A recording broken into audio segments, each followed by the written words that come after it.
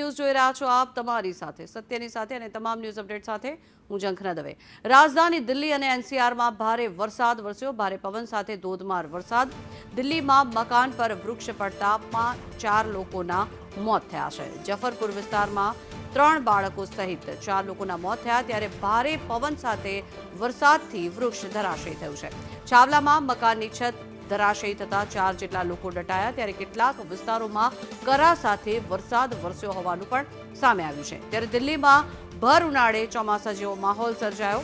ભારે વરસાદથી ઠેર ઠેર વરસાદી પાણી પણ ભરાઈ ગયા ત્યારે હવામાન વિભાગે રેડ એલર્ટ જાહેર કર્યું છે। જોકે ભારે પવન સાથે વરસાદથી હવાઈ સેવા પણ ખોરવાઈ છે। 40થી વધુ ફ્લાઇટ્સ ડાયવર્ટ કરવામાં આવી છે। લગભગ 100થી પણ વધુ ફ્લાઇટ્સ વિલંબિત થઈ છે।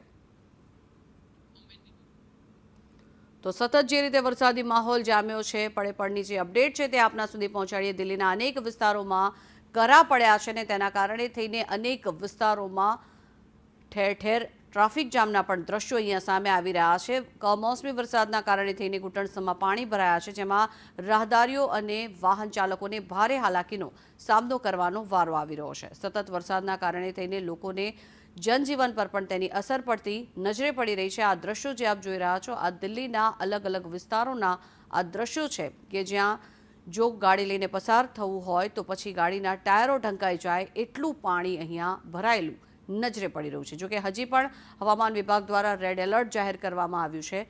ભર ઉનાળે અહીંયા કમોસમી ચોમાસાની શરૂઆત થઈ ગઈ છે।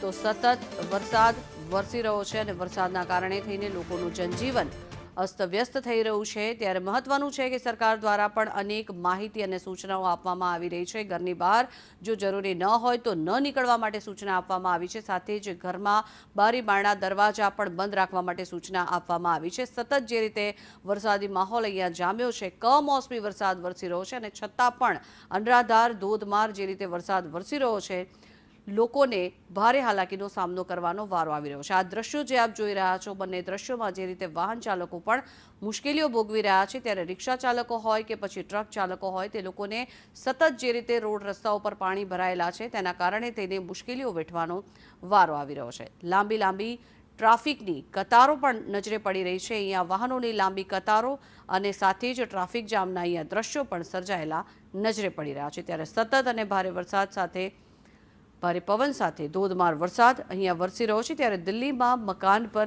વૃક્ષ ધરાશયી થયા છે અને તેના કારણે તેને 4 જેટલા લોકોએ પોતાના જીવ ગુમાવવાનો વારો આવ્યો છે। સાથે જ અન્ય કેટલાક સ્થળો પર વીજળી પડવાના કારણે થઈને પણ કેટલાક લોકોએ પોતાના જીવ ગુમાવ્યા છે।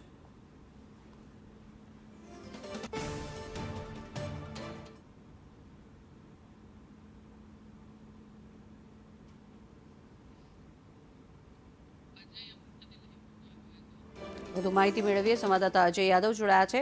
अजय, बताइए जिस तरह से बारिश वहां पे गिर रही है, कैसा माहौल है अभी वहां पे, क्योंकि ये बारिश की वजह से बहुत सारी चीजों पर भी उसका असर हो रहा है।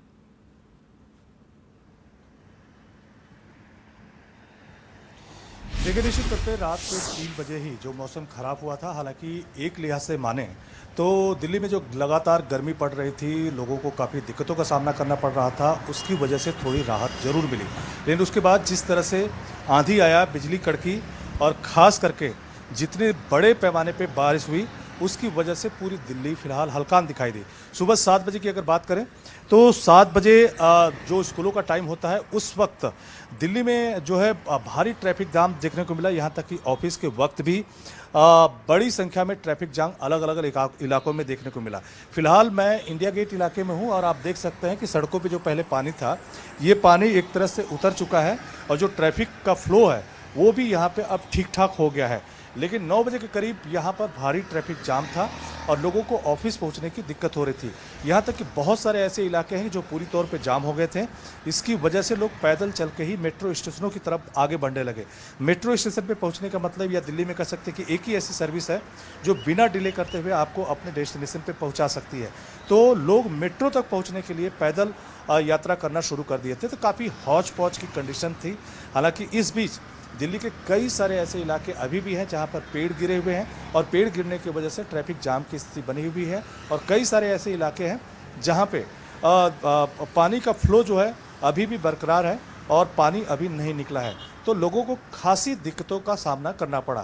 हालांकि द्वारका इलाके की से एक दुखद खबर भी आई कि एक पेड़ एक घर पे गिरने की वजह से 4 लोगों की मौत की भी खबर है। हालांकि अभी और ज़्यादा अपडेट आना बाकी है, लेकिन ये ज़रूर है कि बारिश जो है फिलहाल रुकी हुई है। लेकिन बहुत सारे दिल्ली के ऐसे इलाके हैं जहाँ से पानी उतर चुका है, लेकिन कई सारे ऐसे इलाके हैं जहाँ पर अभी भी पेड़ गिरे हुए हैं, उसका सफाई नहीं हो पाया है और जगह जगह ट्रैफिक जाम की स्थिति भी देखने को मिल रही है। जी धन्यवाद अजय पूरी जानकारी के लिए। तो આ છે દિલ્હીના દ્રશ્યો, ત્યાંની પરિસ્થિતિ કે સતત વરસાદ પડવાના કારણે થઈને કમોસમી વરસાદનું પાણી અત્યારે અનેક વિસ્તારોમાં ભરાયેલું છે અને જેના કારણે થઈને વાહન ચાલકો હોય કે પછી રાહદારીઓ સ્થાનિકોને ભારે હાલાકી ભોગવવાનો વારો આવ્યો છે।